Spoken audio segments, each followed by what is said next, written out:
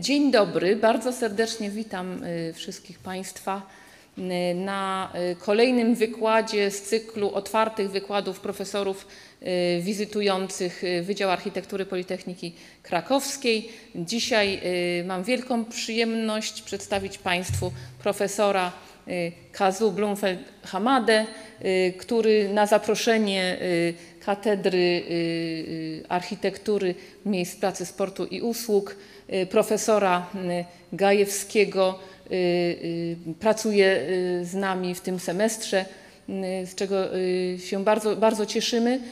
Panie profesorze, jakby można było prosić pana profesora o kilka słów, zanim zaprosimy pana profesora. Very shortly, our guest is Professor Kazu Blumfeld Hanada. Professor is a citizen of Japan, but he is a permanent resident of EU. Am I right? Yeah, I think so. He graduated university in Tokyo, and then he graduated AA School of Architecture, one of the best schools in the world, I must say. And then he was a professor in many universities in the world. Finally, he won a big competition for professorship in MSA. This is Münster School of Architecture in North Rhine-Westphalia, in the west of Germany, just next to the Netherlands. Also, he is a resident of, not Berlin, but a suburb of Berlin or Potsdam, and he has his practice in Berlin. Kazu, the floor is yours. Thank you very much, Professor Gojinak and Professor Gajewski. This is my third time being in Krakow. And this is my first time being in Polytechnica, and I'm very glad to be here. And then it's been 1.5 weeks now, and I spent a nice time with the colleagues of Professor Gajewski, Marta, Anka, Evelina, Lucas, and Bartek. It was a nice time, and then I'm glad to be here, although it's not that too much people, but I'm glad that you are here. I don't know which grade you are. And I titled today Treshold of Physhigality. Thank you. And step by step, I tried to explain about this. And this is my profile, but it's I'm old, so that it's a long time to be in Berlin. It's been in Berlin like 20 years now. And I start with my childhood photo. You see the boy with the ball is myself. This is my introduction, actually. With my mother, and walking on the site of Katsura Imperial Villa is the name. And later on, when I started studying it, I bumped into this book, Katsura is the same place, written by Walter Gropius and Kenzo Tange. Walter Gropius, as you may know, first director of Bauhaus Weimar. And it's a villa of the minimalistic, module-based architecture, which is referred to many people, architects in Japan or maybe worldwide. And in the 60s, Walter Gropius wrote a postcard to Le Corbusier about this villa, and it's very difficult to read, so I put a quotation from the Francesco D'Arco, who is one of the significant architecture critics in the 20th century. And I read it. Gropius had summed up the ethical values of that place, of the cult of modesty, using Einfachheit, means simplicity, to sum up what he had admired into showing set in the Ganko, means flying gaze, pattern facing on a pond. Flying gaze is, like a bird wing. You can see it in plan, so that it's a diagonally oriented geometry, so that if the sliding element is opened up, you can see through the diagonally, through the space, and also towards the garden. And then this is a little bit of closed situation, But if you open all the sliding elements, you can go through the space and also the garden. And then this space later on reminds me of this picture, what we in a university constructed. It's one unbuilt project of Mies van der Rohe, 24 Brick Country House is the name. And in our university, in my studio, we do a research project, unbuilt Mies, to reconstruct it. It's one of them. We had collection of 35 or something. And these two buildings, Katsura and then Brick Country House, which is not built, has a diagonality and then also transparent floating space outside and inside. It's a similarity there is. It's like this. And then he remained only two pictures, plan and elevation. And if you go closer, I drew this kind of diagonal line. One day I found out this geometry, which is the lines which at least 3 points of the edge of the walls meeting, so that it's not coincident. And these lines defines walls, the position and length of the walls.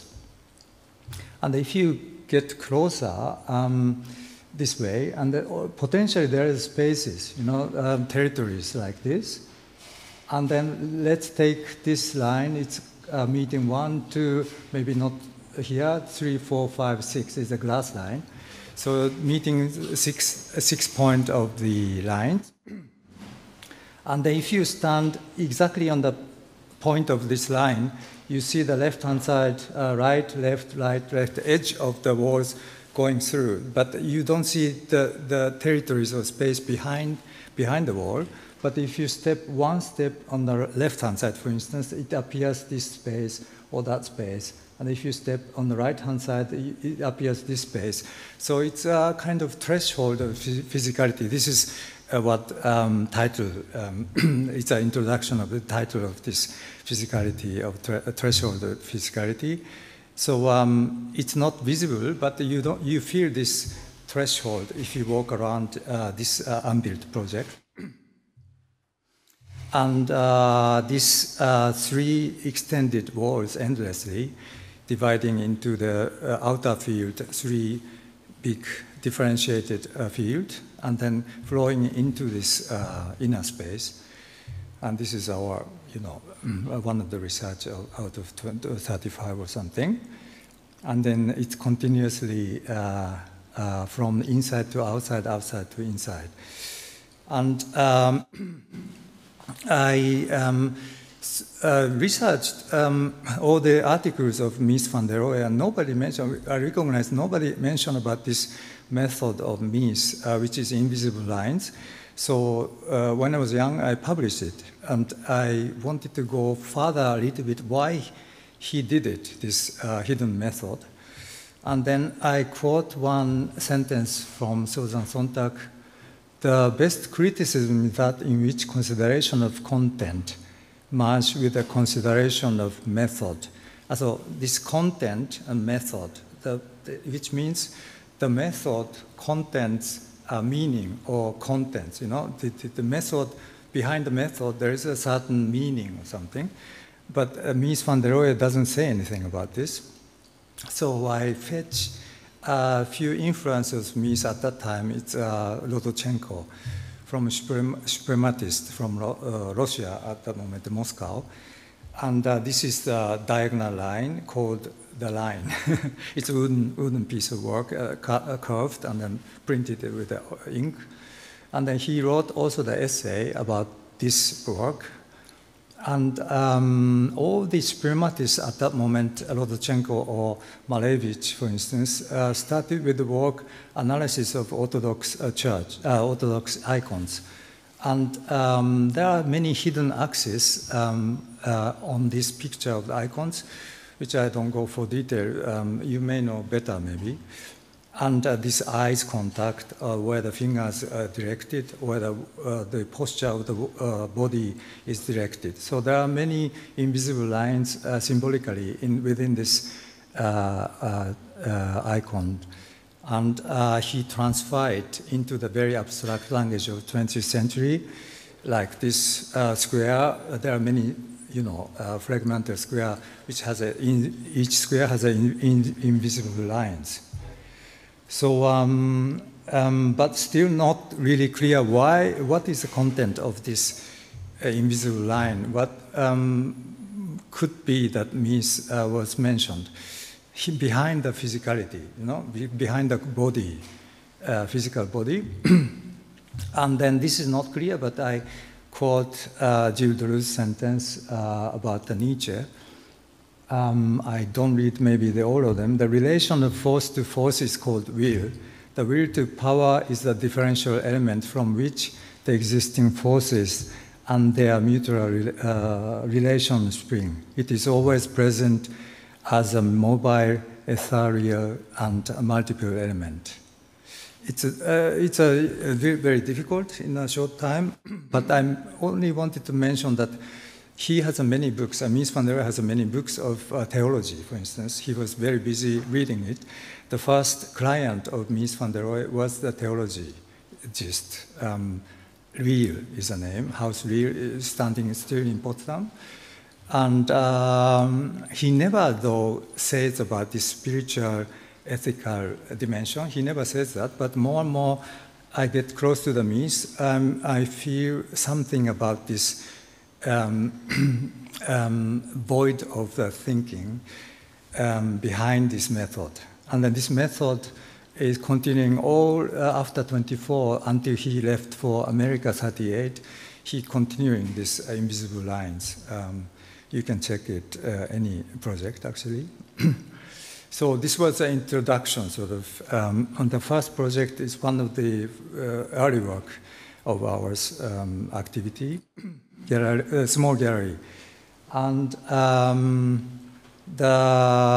I refer to some references. It's a very similar method like Mies, but Samuel Beckett did this piece called Quad, square, and then 4 person each corner, and then each person one step per second. So that, yeah, person A moves like this diagonally, and then like this again, and each person do the same movement, so that in the middle, they meet together at the same time. And each time they have to avoid this avoidance of the body itself. This is one method of the spontaneous avoidance of the body somehow. And the second reference is a tea house. Taiyan is one of the most important one. And it's very minimal space, 1.8 meter by 1.8, but with only tea master and a guest. And then there are 4 walls, which is every wall has a different pattern of light and the division, and also ceiling is moving, and also the entrance of the guest and the entrance of master is differently. So there are many axes, hidden axes within this tea house, and then this architecture format defines also the precise movement of this tea master and guest. So it's very precise relationship between the posture of the body and the architecture itself. And referring to this kind of references, I started with the folding surfaces like this, and the floor, but also the walls, and then the ceiling or roof. And this is 2 stories high, somehow very, very small thing. It's coming from the lower floor and then going up to the garden, and then going into this gallery and then coming back.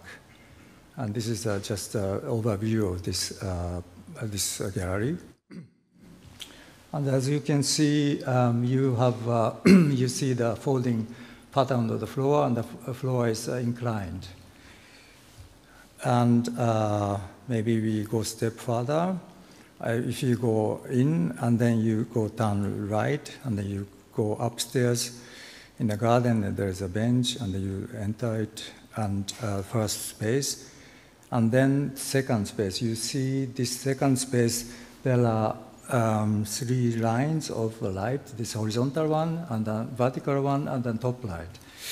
This is the way how the light, and then the fourth one is an artificial light, actually. But if you move, and then you see a little bit of vertical light, and then you peep into the street, and then you turn back, and then you have a top light, the third one, and then going back, and then returning to the garden. The garden has also the folding structure on the floor, which collect the water, actually, of all the roof rain, and then you return. And this is the first picture. If you peep into this main gallery space, you see a folding surface of every corner. And then you see one on the left-hand side line of window which you could observe the garden itself. But if you climb up the slope, then this view disappeared, turning into the light, abstract light condition. If you go up, then there's a vertical one, you can peep it, and if you turn back, there's a top light line, and the whole floor is somehow folded. So there's not necessarily says about where to sit and things. A visitor potentially can choose their own how to behave your posture. And because there are less surface which is vertical or horizontal, so you lose a little bit of gravity or you know, the balance. So this is what I meant here about the physicality, some kind of inner, immanent meaning can be appear, you know, through the physical condition, some kind of not physical thing, which is meant spiritual or whatever. And if you go down to the atelier, you see the structure of the wooden construction below the surface of the floor.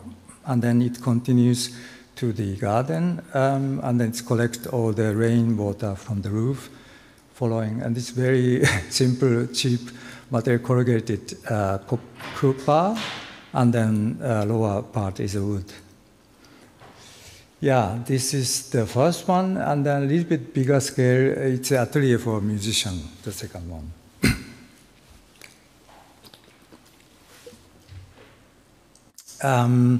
The owner sits in the middle of Tokyo, and then he wanted to be a little bit quiet outside 1 hour and 50 minutes or something away from Tokyo, and then you come to this site. And I took these invisible lines of mist again. This is a house Estas, which is still standing in a Krefeld, is called place of the name. But anyhow, this method, and the right-hand side is a conceptual, so the sort of diagram of the scheme.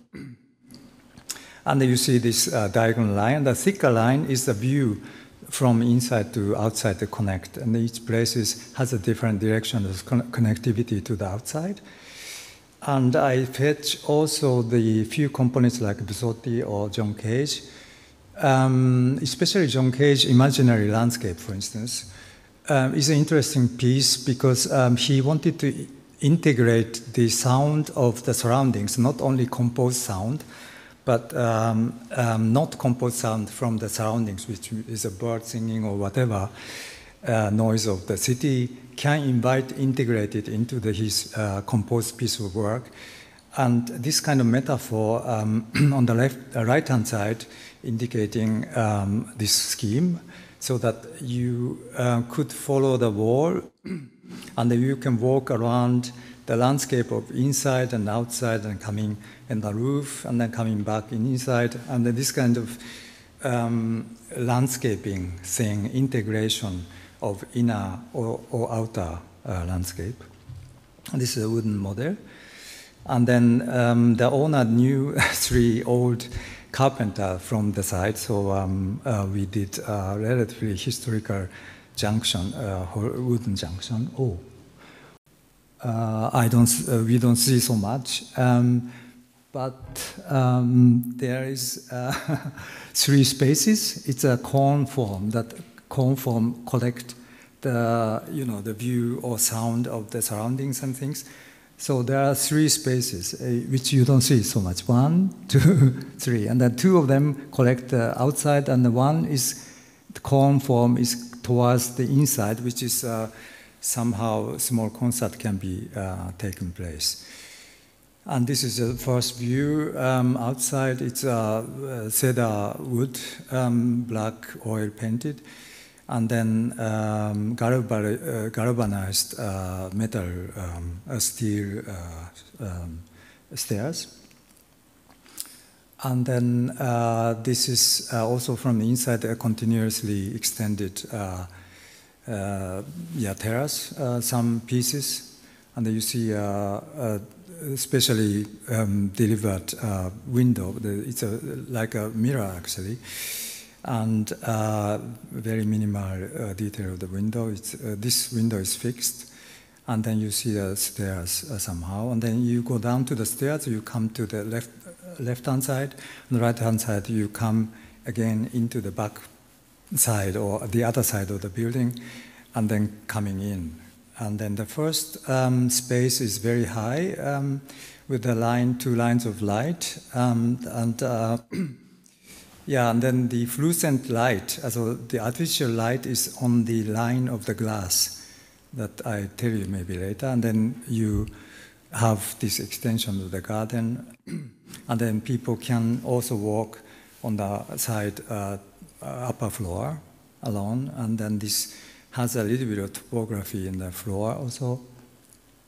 And this is from second space to first space. The first space has a small bar with speakers and things. And the second space is the space for the music. They have a piano, sometimes they have a small concert. You can sit on this,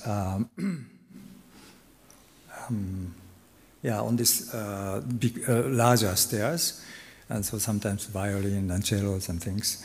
And then if you go up, then you come into the outside space, and which is, maybe you can see it here, and then this is inside where you can sit, and then you come to the outside. And you come outside, and then you see the other side. If you come outside, you turn left, and then you go up on the roof, and then coming back to this space of podium. It's a roof surface and the podium again. And then this is the third space, which is open to 2 sides of landscape. So it's opening 2 views of the triangle, or open up the sliding doors and things. And as I mentioned, this corner of the edge of the walls are installed this mirror glass, so that the fluorescent light has this effect at the night. This is was the one house, and I wanted to show you one competition which I've spoken with Professor Gajewski, and he knew about this competition, and I thought to show you. It's very critical in the architecture scenes in Berlin, somehow. And this competition was about in center of Berlin. You see a dome of Berlin and a Spree. And then this is about the Berliner Stadtschloss, also castle, sort of. And then this castle was originally made under the Perusian, Königreich Perusian time, and also a main main place of Deutsches Kaiserreich, and after 71 or something. And this was a historical place, but it was heavily damaged through the war. And East German government considered about this, if they should restore or not. And then they decided to demolish and then build a new building, because there is symbolic meaning of Perusian time, for instance, militarism, or Deutsches Kaiserreich time was a colonialism.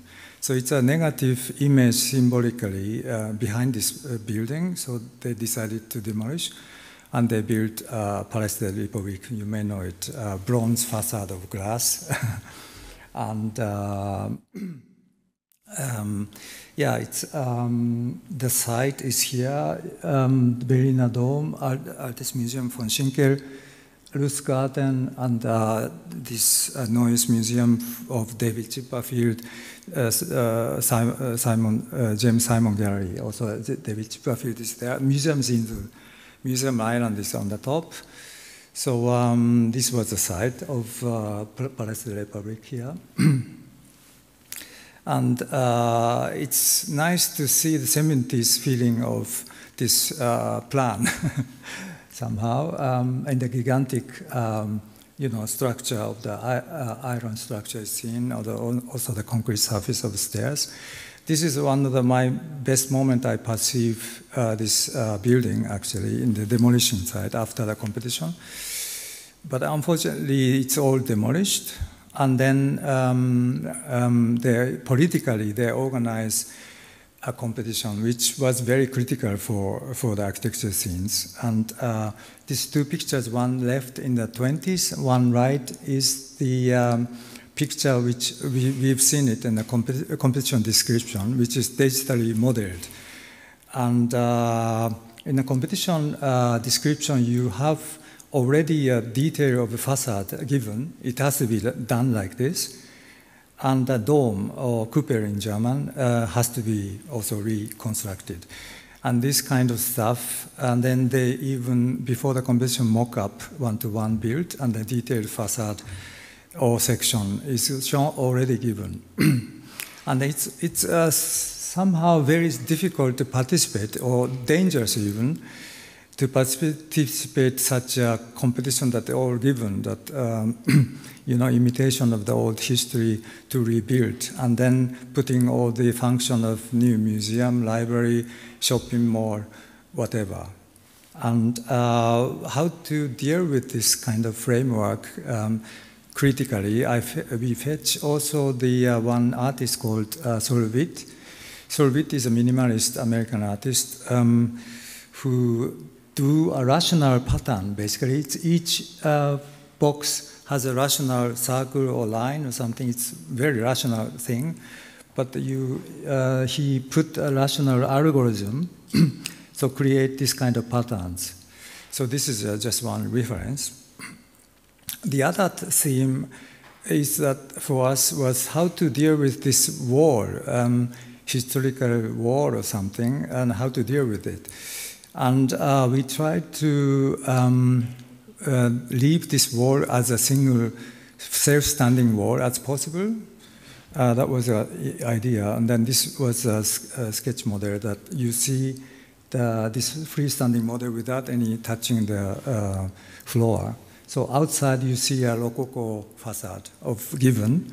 From inside you see a pure concrete surface with the holes.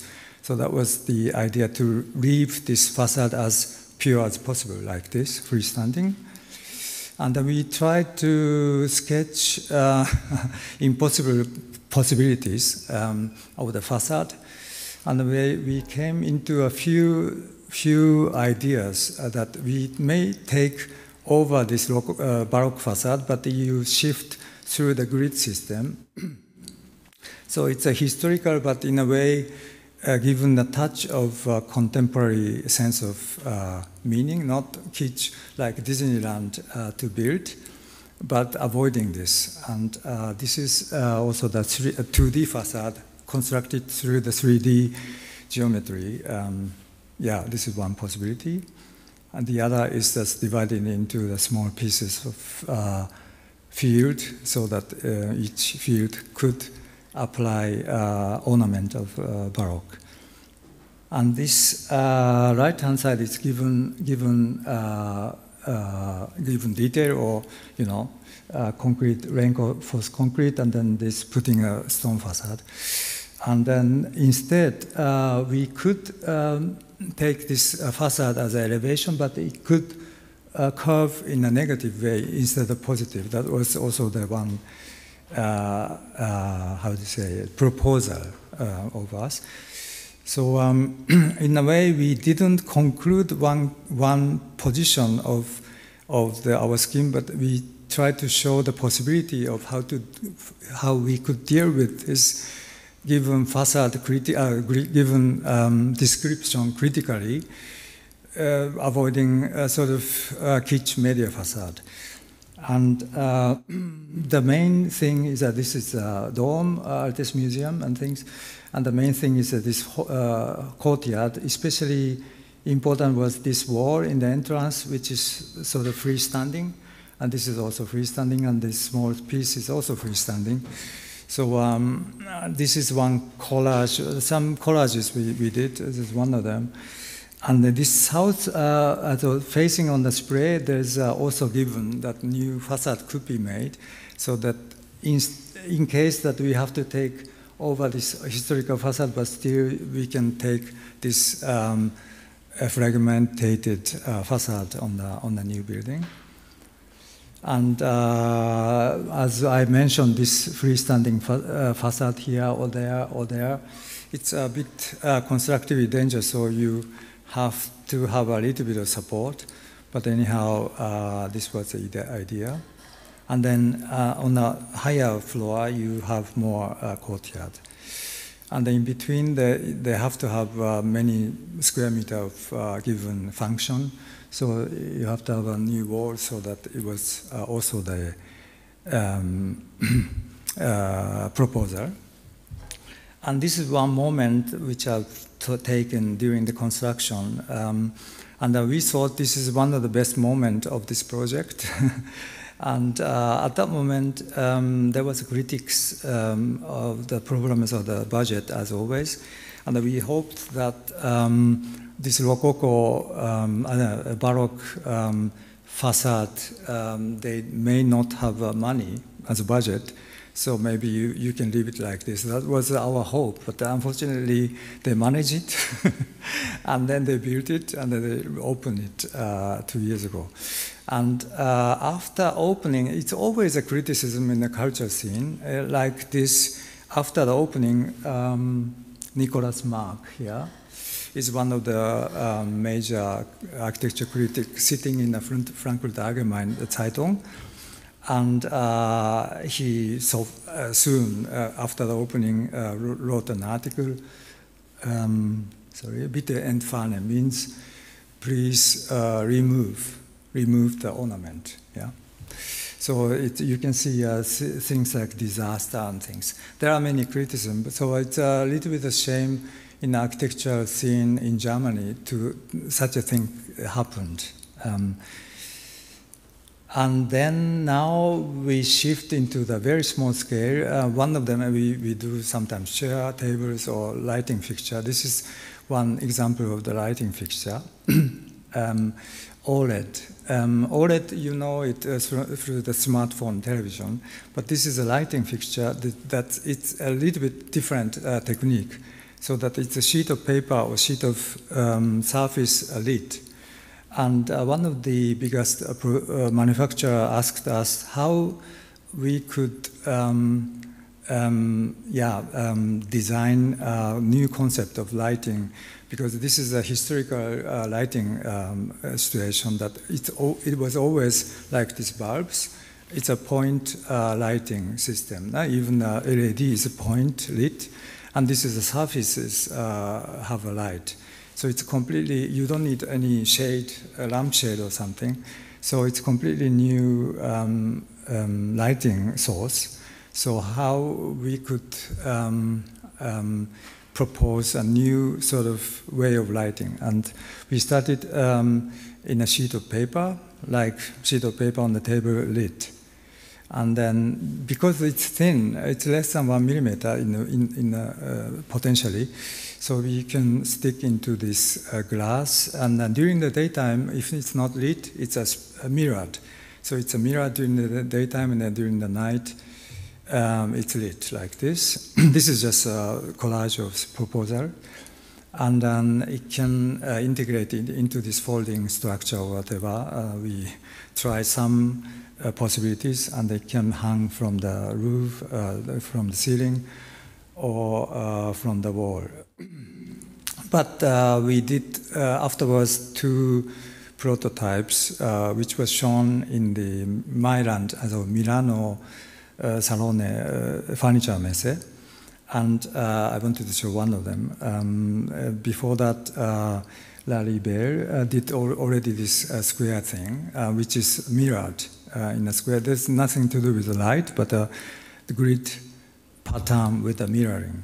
And then the other is op art, famous one, Vasari from Hungary. He did 2 layers of this line structure, and with a distance of a few centimeters, so that if you shift your eyes, there is a moire effect, you know.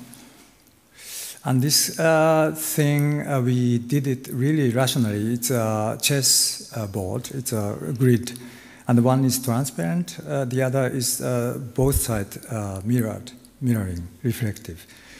And it was a bit difficult to imagine before we complete the production. So we studied a little bit of mock-ups, but also the digitally. It's very simple. It's a box with 2 layers of, also inside, it's layers of grid. And the inside layer, there is sticking this OLED panels, which is very thin.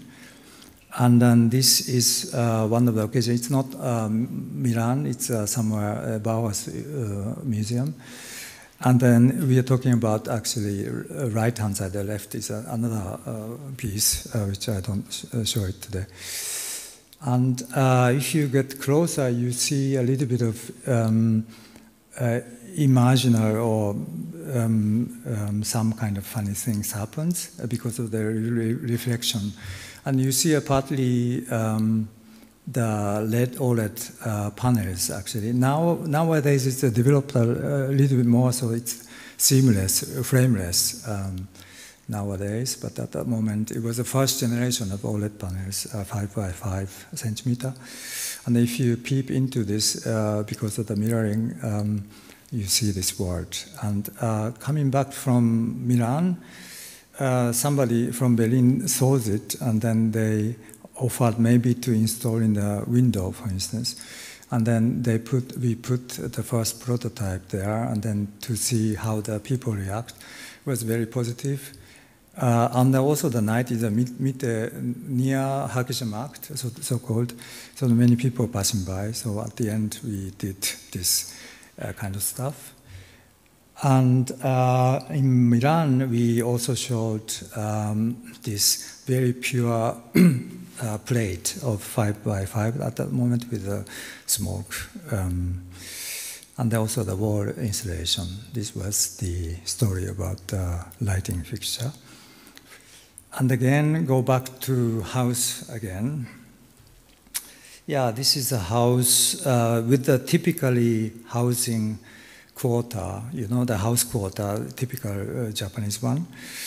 And a very small site. And then the owner, the client wanted to, because it's compact, but they wanted to live a little bit spatially, the integration of all the territories or spaces inside, and then possibly outside. It's not that much space.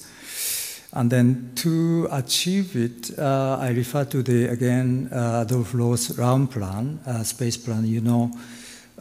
This space and that space and that space is in a different space, a different level, and then it's individual space basically, but it's connected somehow. But how it's connected is the key of this round plan of Loos. And we tried to manage through the very clear method. One is this underneath this floor movement. The upstairs is a series of boxes with functions. And the thing is how we could, connect it among this series of box territories. And we sketched step by step which kind of opening system could be done in order to which kind of way to connect the spaces or volume, space volume. And then this is all the digital sketches. And then we decided, and also the stairs could be also transformed into the furniture partly, but also the stairs itself. And then this is a typical house territory which was developed. They cut the tree and then developed 25 years ago or something, and then a very small piece is to be sold. And they bought one of them, the black one. It's a natural landscape in near, actually. And this is a model collage that we partly, it's one of them. And you see these boxes, a little bit of spaces. It's very tight. Altogether, maybe 120 square meter, I remember. But anyhow, the boxes. And then you see this section is typically that it's a little bit inclined. And then this space, and that space, and that space, that space, that space. This is also the outside space on the upper floor, and this space. So it's shifting like round plan, basically, and it's individual space in a way, but it's connected. No? And there's a structure model. It's wooden construction, also very conventional in a way, but it's a little bit of effort. And this is working drawing. We always try to collect during the building site even. And this is a collection of this kind. And this is a site, construction model. And then at the end, it appears like white box. You see that typically this kind of prefabricated house are typical candidate of this kind of site. And it's a little bit strange to have a white one, but we did it. Yeah, this is the entrance thing. The windows and attica stays relatively minimal in the white, and then you enter it. If you enter it, you have few spaces. One space in the entrance, this is a middle space, and then this is another space, and then go towards the terrace space, which is covered by the walls. And this is one space to another, and so it's like this. And then we have also the outside space in the upper floor, so it's connecting to this closed. I mean, this is one space behind this sliding door, which can be opened. And then these halls behind this is a study, but its relation to these openings are relatively relevant. And yeah, this is one portion looking towards on the courtyard in a higher level. Yeah, that's the house. Yeah, thank you very much for the patience. It may not take time. This is another competition which we won a certain prize, but not the first one. But anyhow, it's not realized at the end. It's about competition in Tempelhof, Berlin. It's the middle of Berlin. There was a Tempelhof airport, but it was closed, so that all of a sudden in the middle of the city, it's a field of flatness appeared. And the competition dealing with actually the one corner of this corner outside of this circular space, and they want to keep this surface free as possible. The Tempelhof field of Tempelhof is a name, but they wanted to make a density here on the edge of the corner. So they started doing competition through the library function first. And this is an amazing space with a few kilometers flat landscape in the middle of the city, so that you see the cityscape, but really far away. And the idea is, this has two schemes actually, the library itself and then urban sort of sketches, how the urbanity could be in the surroundings. But mainly it was the condition for the library. And this is one impression. And this is the scale of same scale, but this is our scheme. This is Piazza San Marco and IIT Grand Hall of Mies, New National Gallery of Mies, and then Campidoglio in Rome. So we thought to do not really a building, but in a way public space, a new kind of public space in the portion of entrance of the site of the whole field of the Tempelhofer field. That was the idea. And then this urban planning, we refer to this Hilbesheimer's famous scheme. So we have a building mass and the surface and the path system overlapping each other, but we don't go so far on this urban planning thing. So that idea is that to lift one thin volume above the floor, above the ground, so that the ground can be very transparent. But because of this 200 meter by 100 meter almost, it's a gigantic scale. So you need a little bit of light and wind so that many holes are there. And the water basin in the behind. This is exactly the entrance portion to the large field of airport, so that everybody comes in, goes through this threshold. And the plan, I don't go further, but it's almost no books, except teenager or children books. But it's basically it's a big foyer with differentiated territories through this glass corner, so that you can, it's transparent in a way, but you can differentiate the functions in each corner. So this was the idea, and then upper floor is the books shelves, but in the middle as transparent as possible somehow.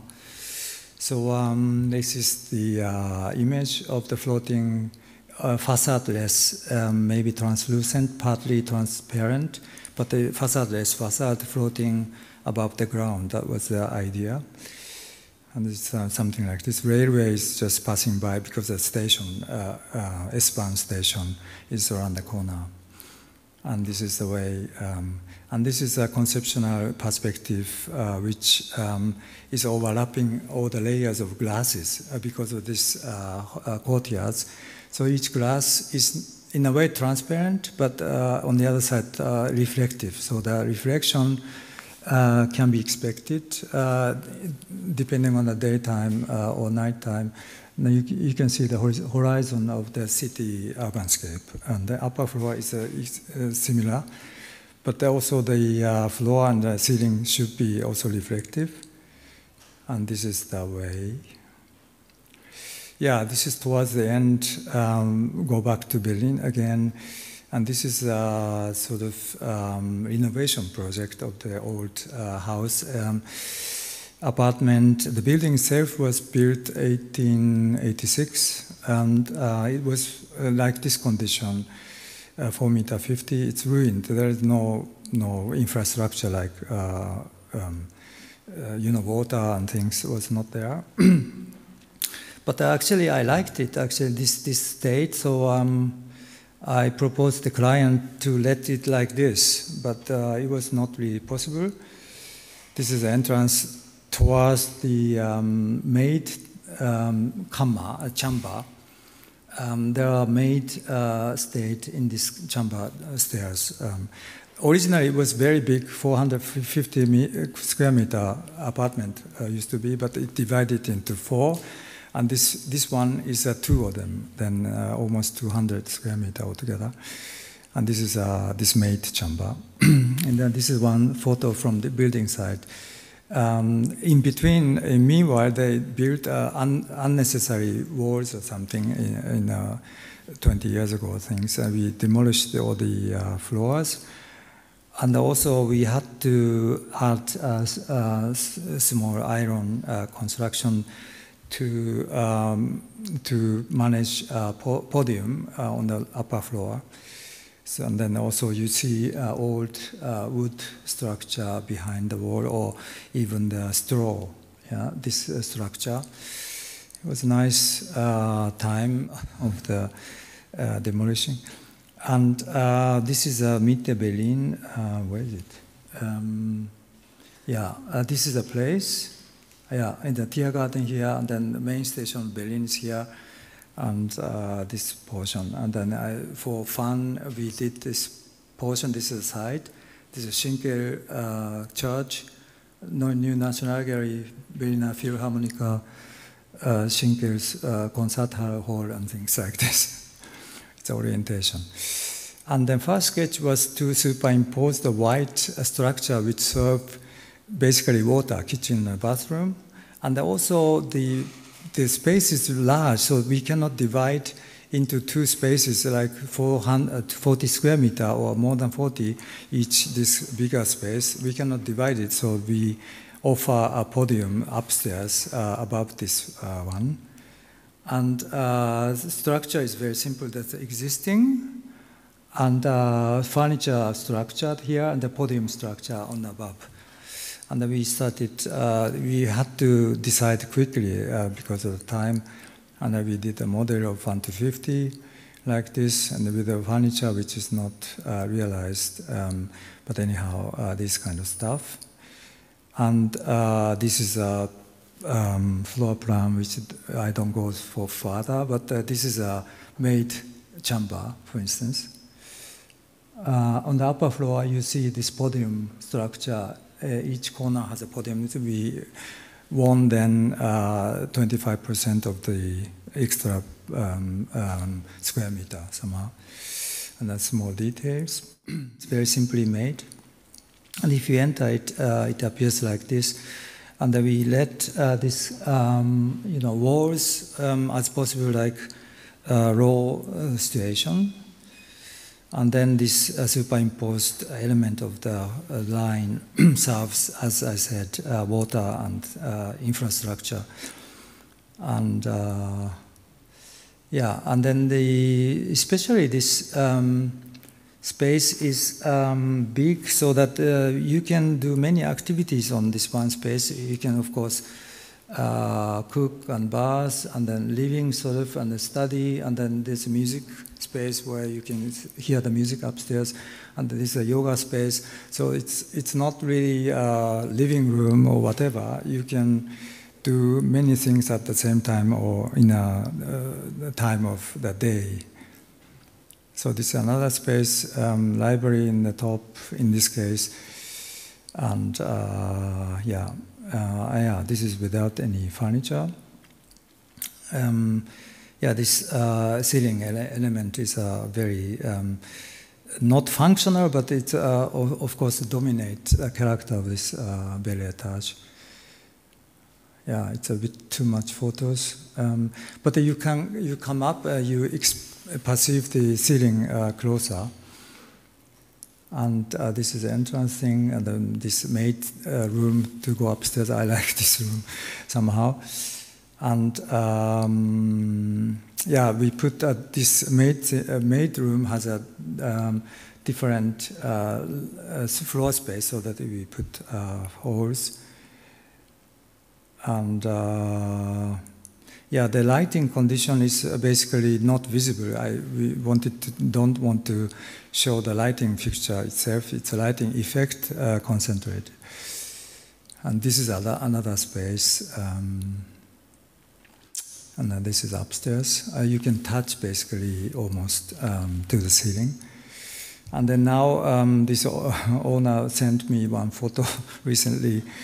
He bought many this kind of vegetation in a balcony, and this place is full of large thing. This is the last one, just 3 minutes. This is a thing that we are working on. This is outside of Berlin. That Flakhalle. It's built in 1934. And then there was military things stored in this hall. And the architect was Ernst Segerbill. It's a Tempelhof airport. He built it later on. But we found this arch construction is very constructive, but also expressive. We have 4 arches like this, and both ends, and in the middle 2. And then this is a scale of almost 20 by 50, so it's almost 1,000 square meters, the one place. And we found this, the arch construction is cycloid geometry, which is known by Louis Kahn's Kimball Museum. And it's not aesthetically, but a constructive way of using this cycloid geometry. On the other side of the roof is a natural space. And then first sketch is like this very thin, independent structure, not really touching on the surface of the existing, but independently floating space, as thin as possible. At the moment, we didn't know how to do this. And this is a plan upstairs and downstairs. And then this is, like you see, this self-standing construction. And then it's superimposed this construction into this. But one thing which we like to propose is cutting this lower portion of the roof so that you see the view towards the nature. And this is the lower floor without any function at this moment, and the middle floor, and the top floor, and the roof. So yeah, we are doing a structure thing, which how to construct so thin or light as possible.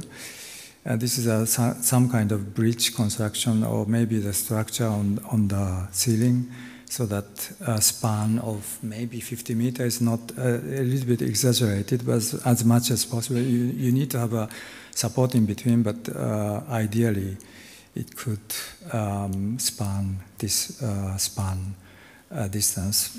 We have to work about it. And then 2 or 3 variations. This is one variation of 6 ateliers, and the upper floor is basically can be live in a downstairs atelier or in a working space, and upstairs can be live. And this is line drawing. And this is another one, which is main gallery space, and then artists in residence. Artists can stay and work together 4 pieces. And this is the owner's apartment 3 portion. And upstairs, this is a shared living kitchen, and this is exhibition space, and this is the owner's apartment. And temperature, we imagine that we take this place half warm temperature, and then this behind the glass is completely warm. It's very many problem in a way, acoustically and things. But this is the way, we're looking for some kind of possibility of this kind. And this is from the back, from the front where the cars are, and this is from the back. Thank you very much for your patience. It was too long.